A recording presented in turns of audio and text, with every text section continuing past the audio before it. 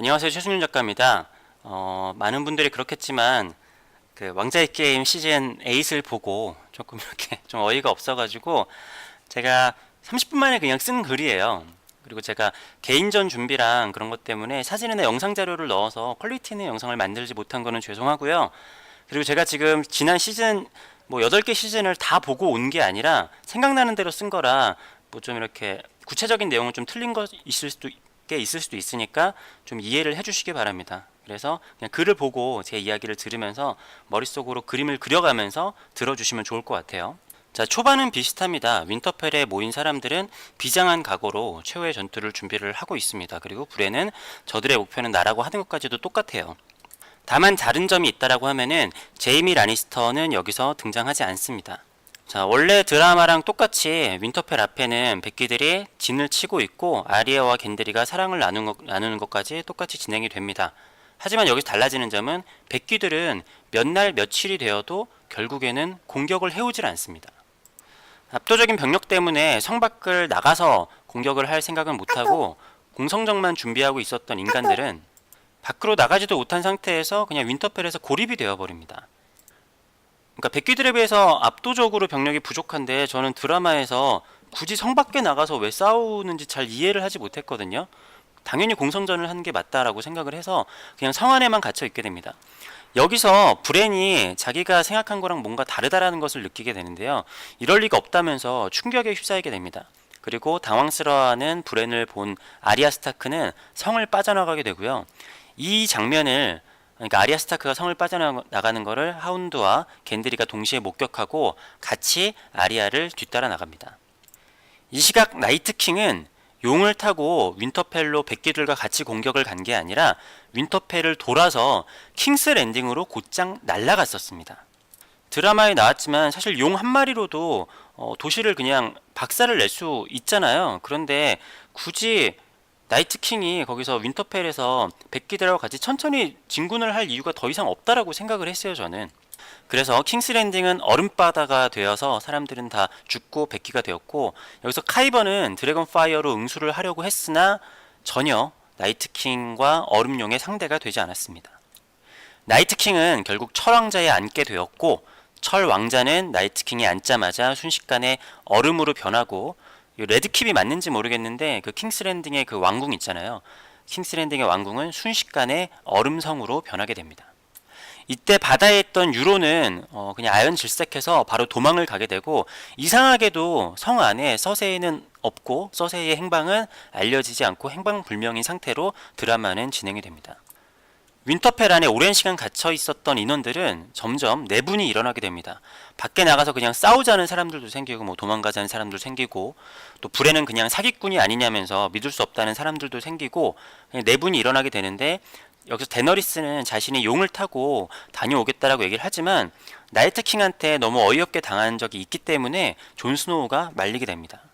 이 와중에 원래 드라마처럼 존 스노우의 혈통에 대해서 모두가 알게 되고, 성 안에서는 데너리스파와 존 스노우파가 갈라지게 되어서 무력 충돌이 일어나기 일보 직전인 상황까지 오게 됩니다. 이때 멜리산드레가 가운데에 나타나서 불꽃을 일으키고 불꽃 안에서 그 얼음으로 변해버린 킹스랜딩을 보여줍니다. 이때 갑자기 존 아린이 등장을 하고, 자신들의 땅은 이미 백기들에게 당하고 있으며 겨울이 밑에서부터 오고 있다며 거의 정신병자처럼 울부짖습니다. 존 아린 아시죠? 엄마 젖 먹고 있던 그 어린아이가 많이 컸잖아요. 얘가 영주가 되어 있는데, 그러니까 자기 땅이 킹스랜딩에서부터 밑에서부터 쳐들어 올라오자마자 자기는 바로 도망을 온 거죠. 상황이 이럼에도 산사와 데너리스의 대립은 끝날 줄을 모르고, 격분한 존 스노우는 자신은 어떠한 일이 있어도 왕이 되지 않을 것이며 다시 한번 자신을 왕위에 올리려는 사람이 있다면 가만두지 않을 것이라고 합니다. 이로써 서로의 무력 충돌은 그냥 멈춰지게 됐지만, 이 연합은 너무나도 아슬아슬한 형태이며 그냥 이 상황에서 어찌할 것인지 방법을 강구하려고 합니다. 결국에는 의견이 프레이 가문의 쌍둥이석의 좁은 길목에서 결전을 벌이는 게 맞다고 모두의 의견이 모아지게 되고, 이때 그레이조이 가문의 함대들도 등장을 하게 됩니다. 때마침 유론 그레이조이도, 그러니까 도망쳤던 유론 그레이조이도 등장을 하는데, 야라가 죽이려고 하지만 유론이 자신을 죽이면은 그 용을 잡는 발리스타 맞나요? 그 원래 드라마에서 유론이 쏴가지고 용을 잡은 거 있잖아요. 발리스타를 쓰지 못할 것이라면서 겨우겨우 목숨을 부지하게 됩니다. 멜리산드레는 유론이 가져온 발리스타를 보면서 저걸 하면은 자신이 도움이 될 것 같다면서 깃발 없는 형제단과 함께 뭔가를 만들러 갑니다. 이 시각 캐스터리 록에는 서세이가 숨어 있었습니다. 그전에는 행방불명이었는데 어떻게 된 거냐면 서세이가 악몽을 꿨어요. 악몽을 꾸고 킹스랜딩에서 뭔가 조짐이 이상하다 해서 킹스랜딩에 나오고 있는데 그때 마침 킹스랜딩이 얼음바다가 되는 걸 보고 캐스터리 록까지 도망을 온 상태였었습니다. 근데 여기서 제이미 라니스터와 극적으로 서세이가 만나게 되고, 근데 그 만나게 되는 동시에 티리온으로 변해 있는 아리아를 만나게 됩니다. 예전에 서세이가 동생에게 죽는 예언이 있었잖아요. 그래서 갑자기 그 예언이 스쳐 지나가면서 서세이는 저 티리온이 자신을 죽일 거라고 막 이야기를 하게 되고, 제이미는 티리온은 우리 동생이기 때문에 제발 그렇게 보지 말라면서 설득을 하려다가 그러니까 티리온으로 변신해 있는 아리아죠. 서세이를 죽이려고 하는 것을 막으려다가 오히려 제이미 라니스터가 죽게 됩니다. 이때 하운드와 겐드리가 등장을 해서 서세이까지 죽이는 것은 막게 되는데, 서세이는 굉장한 슬픔에 빠져서 제이미만 살려낸다면은 뭐든지 하겠다라고 얘기를 하고 간청을 하게 됩니다. 이때 겐드리는 자기의 그 실체를 밝히게 되고, 자기가 아는 붉은 마녀라면은 이것이 가능할 것이라고 서세이에게 이야기를 합니다. 서세이는 제이미를 살린 다음에는 나를 죽이고 칠왕국을 가져도 상관없다라고 아리에게 간청을 하고, 이들은 다 같이 윈터펠 쪽으로, 그러니까 가다가 이제 뭐 프레이 성에서 만나겠죠. 윈터펠로 붉은 마녀를 만나기 위해서 떠나게 됩니다. 한편 대치하고 있는 윈터펠을 두고, 그러니까 윈터펠은 아직까지 백기들하고 대치를 하고 있는 상태예요. 그리고 존과 데너리스 그리고 용 두 마리와 대다수의 인물들은 프레이로 와 있습니다. 그러니까 더 이상 공격을 해오지 않으니까 윈터펠에는 그냥 최소한의 병력만 남겨두고 프레이로 온 거죠. 그런데 킹스랜딩이 얼음바다가 된 이후로 프레이도 이미 한겨울인 계절이 되어 있습니다. 발리스타는 이미 꺼지지 않는 불꽃이 장치가 되어 있었고, 깃발 없는 형제단과 그레이조이 가문 멜리산드레가 함께 발리스타를 지키고 있었습니다. 그러니까 멜리산드레의 불의 마법과 깃발 없는 형제단의 불의 마법이 같이 발리스타와 함께 하게 된 거죠. 그리고 이때 이미 백기들은 프레이 성 거의 앞까지 와 있는 상태입니다. 자, 대치 중인 상황에서 존과 데너리스는 용을 타고 나이트킹의 용과 싸우러 갑니다. 이때 세 마리의 용은 치열한 전투를 벌이게 되는데, 전투 중에 존이 용에서 떨어져서 혼자 남게 됩니다. 근데 그래서 이를 쫓아온 나이트킹의 얼음용이 존에게 뭐라고 해야 되나요? 그 불꽃 말고 얼음 불꽃을 발사를 하게 되는데, 존은 신기하게도 얼음용의 얼음 불꽃 공격에도 살아남게 됩니다. 얼음 불꽃 공격에도 살아남게 된 존을 보고 나이트킹과 데너리스는 크게 놀라게 되고, 존 자신도 놀라게 되면서 자신은 불과 얼음 모두를 이겨낼 수 있음을 깨닫게 됩니다. 그리고 이때부터 데너리스는 존에게 인간 이상의 두려움을 느끼게 되고, 그리고 놀란 나이트킹은 용을 타고 돌아갑니다. 이와 동시에 브렌과 멜리산드레는 존이 살아남음과 동시에 존이 살아남은 것을 느끼게 됩니다. 그리고 뭔가 얼음에도 살아남은 뭔가 이질감을 느끼게 되면서 멜리산드레는 자신이 크나큰 실수를 했으며 불의 신, 이게 붉은 신이라고 했네요. 불의 신에게 저주를 받을 것이라며 이곳을 떠나야 한다면서 거의 정신이 나가서 자신의 목걸이도 떨어뜨리고 그냥 그 늙은 마녀의 본 모습으로 들어가게 되고 몸을 숨기게 됩니다. 그리고 드디어 백귀들이 프레이성에 다가오면서 전면전이 펼쳐지게 되는데, 이 상황에서도 상당수의 인원이 죽게 됩니다. 야심차게 준비했던 발리스타도 용끼리의 싸움이 용이 다가오지 않으니까 뭐 큰 활약을 하지 못한 채 거의 전멸을 하게 되는데, 이때 나이트킹은 멜리산드레에게 찾아와서 자신의 얼음 목걸이를 건네줍니다. 얼음 목걸이를 쓴 마녀는 다시 젊음을 찾고 겉모습은 다시 예전의 멜리산드레와 같지만 백귀의 마녀가 되어서 백발과 하얀 옷을 입게 됩니다.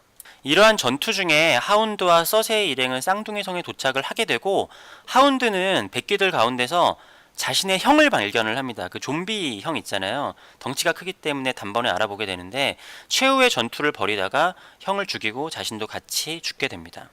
아리아는 하운드의 죽음을 보면서 슬퍼하면서 자신의 리스트에서 지워줄 것이라고 얘기를 하게 됩니다. 성 안으로 들어온 서세이를 만난 사람들은 분노를 하면서 특히 데너리스는 자신들의 전투에 참여하지 않았다면서 죽이려고 하지만 존 스노우가 이를 제지를 합니다. 서세이는 울면서 제이미만 살려준다면 모든 왕국을 순수하게 주겠다라고 하고 이때 멜리산드레가 등장합니다. 머리 색깔하고 옷이 바뀌어서 사람들이 의아해하지만 자신을 한번 살린 적이 있었던 존은 멜리산드레에게 제이미를 살릴 수 있겠느냐 물어보고 멜리산드레는 당연히 할 수 있다라고 얘기합니다. 결국 멜리산드레는 제이미를 살려냅니다. 멜리산드레가 손을 대자 제이미는 살아나고 이를 보고 너무 기뻐하면서 달려가서 포옹한 서세이를 제이미가 찔러서 죽입니다. 살아난 제이미는 이미 백귀였었고 멜리산드레의 마법에 손이 닿는 이들은 순식간에 성 안에 있는 사람들이 백귀로 변했으며 성내는 순식간에 아수라장이 되었습니다. 이때 막 엄청난 이렇게 좀 우왕좌왕하는 상황이 됐었는데 이때 존 스노우만이 용감하게 마녀에게 달려들고 마녀의 마법도 존에겐 통하지가 않습니다. 그러니까 손만 닿거나 뭐 제가 여기서 정확하게 묘사는 모르겠지만 뭐 눈만 마주쳐도 백귀로 변하는 상황인데 존에게는 손을 닿거나 눈을 마주쳐도 존은 그냥 변하지가 않는 거죠. 그리고 마녀는 존 스노우 손에 죽게 됩니다. 그리고 멜리산드레는 마지막으로 너를 살린 것이 나의 가장 큰 실수라고 얘기를 하면서 죽게 됩니다. 그리고 백귀가 된 제이미는 브리엔의 손에 죽게 되면서 브리엔은 굉장히 슬퍼합니다. 그리고 이때는 이미 윈터펠도 백귀들의 공격에 뚫려있는 상태였습니다. 그러니까 프레이 가문의 공격을 하게 되면서 위에서도 같이 공격을 시작했던 거죠. 그래서 윈터펠의 잔류 병력들도 같이 합류를 하게 됩니다. 합류를 했지만 이미 남은 병력은 너무나 보잘것이 없었고 존은 브렌에게 마지막으로 도움을 청합니다. 이때 브렌은 존에게 칼을 하나 건네게 되는데 이 칼은 숲속의 아이들이 처음으로 새눈까마귀를 만들 때 썼었던 칼이에요. 새눈까마귀가 아니라 처음에 백기를 만들 때 썼었던 칼이에요. 이거는 제가 알고 있기로는 그 소설에는 없고 드라마에만 나오는 설정으로 알고 있는데 근데 이 칼의 행적에 대해서는 제가 지금 정확하게 기억이 나지 않아서 백기를 만들 때 썼었던 칼이었을 수도 있고 아니면은 처음으로 새눈까마귀를 썼을 때 만들었었던 뭔가일 수도 있을 것 같아요. 아무튼 브렌이 이 칼을 전해주게 되고 존은 무슨 뜻인지 이해를 하면서 칼을 들고 자신의 용에게 가게 됩니다.